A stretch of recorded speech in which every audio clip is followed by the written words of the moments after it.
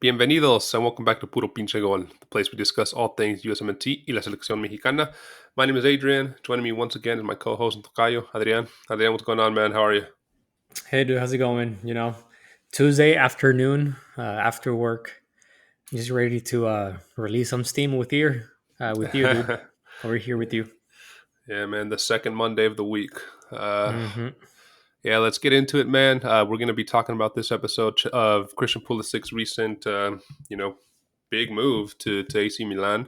A move that many were considering and open to, and kind of knew it was happening. Where he was landing, it was still up in the air, but ultimately he ended up landing at AC Milan in the Serie A. A move that had its pros. I think more pros than cons for sure. But hmm before we really get into discussing what his life is going to be like there at AC Milan, let's kind of look back at his time at Chelsea. He was at Chelsea since the 2019-2020 season. He ultimately, his first season was his first two seasons, I guess, were where he had the most amount of starts and participation. In terms of Premier League, he had 19 starts for the 2019-2020. He had three Champions League starts. The next season, 2020-2021, he had 19 Premier League, four Champions League starts. He had some 9 goals in his first season, 4 assists in Premier League, 4 goals in his second season, 2 assists in Premier League, and then third season, 6 goals, 2 assists, fourth season Premier League, 1 goal, 1 assist. So you can see the steady decline there as Yeah. had to do a lot with his injuries, had to do a lot with the competition, had to do a lot with the number of managers that they had. They constantly were switching managers. He did face a lot of competition there at Chelsea with Mudryk, Sajic, Havertz, Mount, Sterling, Timo Werner, just to name a few, right? All hmm players who were kind of similar level to him, some a little probably below him, some above him, but they were at least more consistent in terms of injuries.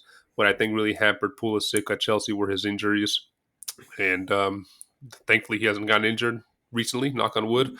We'll see. We'll see how he does at AC Milan. He never really lit the world on fire at Chelsea. He had that great 6-ish weeks. I don't know if you remember back in Project Restart after the COVID restart, Yeah. where he almost led them to an FA Cup final, but he got injured against Arsenal in the final. He also played a pivotal role in Chelsea's Champions League run, the one where they won there against Manchester City. He played and he scored a goal and assisted in the semifinal against Real Madrid. And he wasn't Chelsea's worst ever signing by any means, but he just never lived up to that hype. Right? He was hired as or signed as Eden Hazard's number 10 replacement, Yeah. and just never really lived up to that. He made 145 total appearances, won the Champions League, won the Club World Cup, won the UEFA Super Cup. I know you and I were kind of rooting for him to succeed there. We follow Chelsea. We like Chelsea. We're Chelsea fans, so we were kind of rooting for him to succeed there. But ultimately, it just wasn't meant to be. So, what do you grade his overall, Chelsea career? Oof. Yeah, that's a tough one. I think if you look at it in terms of trophies, it's not too bad. I mean, you mentioned he won a Champions League, Club World Cup, and a UEFA Super Cup. So I guess all in all, for 4 years at Chelsea wasn't that bad. But the fact that he struggled a lot in terms of becoming the player that he was slated to be after that good spell at Borussia Dortmund, and and all the hype surrounding him, I think I'll grade him anywhere between a 6 and a 7, and not necessarily like I don't think that's a bad grade for him. I think it's a decent grade, taking all things in consideration, right? This doesn't, by all means, I don't think this portrays or reflects on him as a player. I think he was a victim of the circumstances and the time or the timeline that he was at Chelsea. Unfortunately, he joined the team when a lot of things have changed in the Premier League, where it's more of a results driven a league now rather than believing in projects long term. We are far away from those years or the times for when we have Sir Alex Ferguson's or coaches lasting more than 1 year, 2 years, right? Uh, so it was kind of a mix of him not being able to be fit and achieve that form, and also a bad combination of maybe not having the lucky or the luck, sorry, of getting the manager who really understood his game style, or what was he capable of, right? I think also the environment at Chelsea, right? He was a heavily criticized player from the fans, and I think Pulisic is one of those players that I'm not saying that he doesn't know how to handle the pressure. What I'm saying is he flourishes where he feels that he is liked and loved, and that's the reason why we see a very different Pulisic with the USMNT, where he's the star, where he gets a lot of praise. And when you compare it to the one at Chelsea, where he gets heavy criticism, where he is the American at Chelsea. Well, he was the American at Chelsea, right? So there was a lot of criticism behind him being the American signed by Chelsea. Um, so I think it was a little unfortunate, but all things considered, it was it was he had whole significance for the USMNT. It was nice to see another American player join the ranks of a Class A team, and yeah, I mean that will be my grading for Pulisic. Yeah, for sure. You bring up his the criticism he took. I think you're always going to have criticism when you're at a big club like Chelsea or Man United, Hmm. Liverpool, Real Madrid, right? But yeah, there's always that extra stigma that goes with you're an American player playing at this level, and anytime you mess up, you'll get criticized even further, Yeah, right? Um, and now AC Milan has American owners, and there's always that rumor that that they're only signing him for marketing, blah blah blah, which to an extent might be true. I mean, I'm not saying that's 100% true. That might be 10% of the reason why AC Milan looked at him, right? I firmly believe that AC Milan looked at him for the project, the quality that he has, the goal scoring prowess he has, what he's shown for USA, and the stints that he's shown quality wise in Chelsea. So, but it helps that he's a Puma. He signed to Puma. yeah. AC Milan is Hmm. Puma. American owners own Puma, and or American owners own AC Milan, and they're doing a USA tour this summer. So, perfect timing. All the stars aligned. Um, yeah, and it doesn't help that the tour just hit right in time. It's kind of just like with Weston McKennie, right? A week ago, it was announced that he was not in Juventus plans. Hmm. Juventus is now doing an American tour, and they're like, "Oh, Allegri's like, oh, now he's in our plans." They probably just want him to sell tickets in the USA this summer, and then Yes, sir. him and Weah, and then they'll probably ship him out. Um, but as far as AC Milan, he becomes the third American to play for AC Milan after Aguchi Onyewu and Serginho Dest. Chelsea was asking around $25 million valuation for him. Ultimately, Milan, started around the 18 mark. Ultimately, got to $22 million, close to matching CFC's valuation. He's going to be playing with a lot of teammates that he knows from Chelsea days. Fikayo Tomori, the defender, striker Olivier Giroud, who he has a great relationship with, and Ruben Loftus-Cheek, who just joined this summer from Chelsea as well. And man, he might even be joined later in the next week or so by yunusmusah, who the rumor mill had him joining Milan a couple weeks ago. Then it cooled down completely. That they said that rumor died, and now it's looking like that might actually be happening here Yeah. shortly. I also So heard that Balogun is on the sorry, they're also scouting Balogun. yeah, I heard that Inter Milan might be the favorite though for Balogun. The Serie A is looking like it's going to be the home of the Americans next season. With if Balogun signs, Tim Weah, if Weston McKennie stays there, yunusmusah, Pulisic. So it could be an interesting watch for the American fans out there. Um, He's taking over Zlatan's number 11, so he'll be number 11 for AC Milan, and we'll be seeing him as soon as this summer at the USA tour. They play in a couple days, July 23rd versus Real Madrid in Los Angeles, Hmm. and they play the 27th of July versus Juventus again in LA, and then the 1st of August versus Barcelona in Las Vegas. Um, so yeah, I mean, uh, getting put right into the fire there. But the cool thing about it, like you mentioned, he kind of thrives whenever he's loved, right? And we've seen a lot of love shown from the Milan fans starting off Hmm. here. He's off to a good start, and it helps that he'll be playing in the USA for his first 3 games in front of his fans. So quite a good, ideal start for him, at least at AC Milan. AC Milan also has that lure, right, that CFC does not this season of Champions League football. Between Yeah. Champions League football, Coppa Italia, Serie A, I think there's a lot of opportunity for him to get a lot of minutes. What can you tell us about the formation that Pioli likes to play, and where do you see him fitting in there? Sure. I also, while doing some research for today's episode, I also read somewhere that Pioli actually talked to him and let him know that, hey, I think you'll be a good fit for my game style, the formations that I normally play. I'm not a huge fan of Milan, but if you do your research, you can see that Pioli usually plays with a 4-2-3-1 formation, but he also tends to shift to a 3-4-2-1 formation. So it's always a a mix of three center backs, two wingers, and then two, I guess, two open, well, two right, well, I guess, fullbacks. My bad, two Yeah, fullbacks that will connect with the wingers on the top. So there's always that possibility that Christian Pulisic will have a spot to play, whether Pioli is playing 4-2-3-1 or 3-4-2-1. Um, I think Pulisic likes to play if it's a winger, right? I think he likes to play on the left side, but hmm that's going to be a tough one because Rafael Leao, it's essentially the owner of that position. But yeah, I can see Christian Pulisic fitting in on the other side, playing at a change profile uh, on the right wing. So um, I think that is some good news for him in this specific situation. yeah. I mean, any playing time is better than what he was getting at Chelsea, right?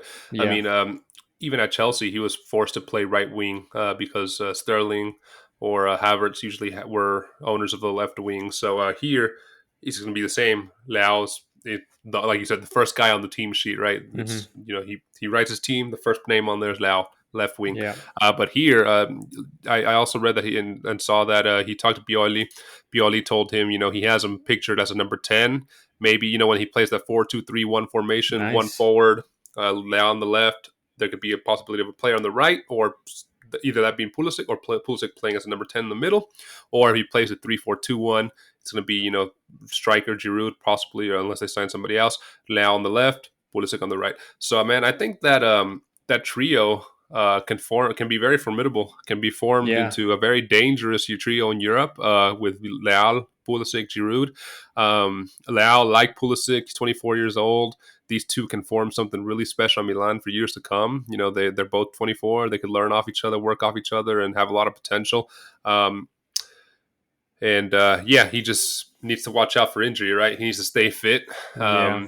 The Serie A has always been known for being a very defensive heavy league. It's Yeah. where, if you go to France or the Eredivisie to score goals, here you go to defend.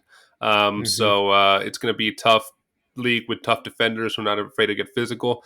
But it is a slower league than the Premier League. So Pulisic can definitely exploit that with his speed, his turns, his agility. He just needs to be, very aware of that physical aspect that Hmm. he might get pushed around a lot more than he's used to, at least in the start.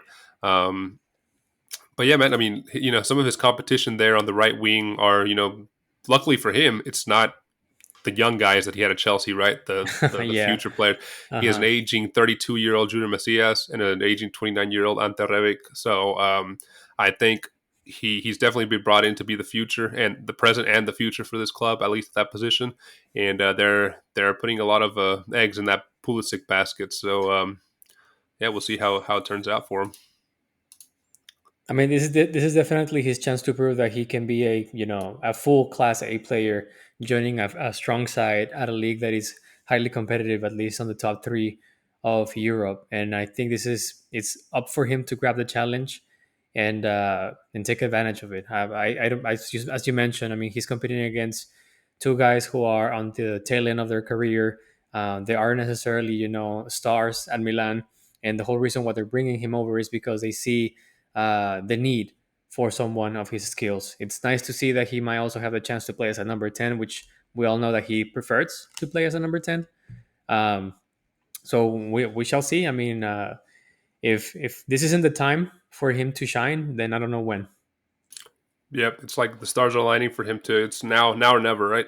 Exactly. Um, before we take off here, I want to get your rating for this move. I'll start off with mine, and then I'd like to hear what you think. There was talks of him joining Galatasaray. There were Hmm. talks of him joining Lyon, and then there was talks of him joining Milan. Ultimately, obviously, he joined Milan.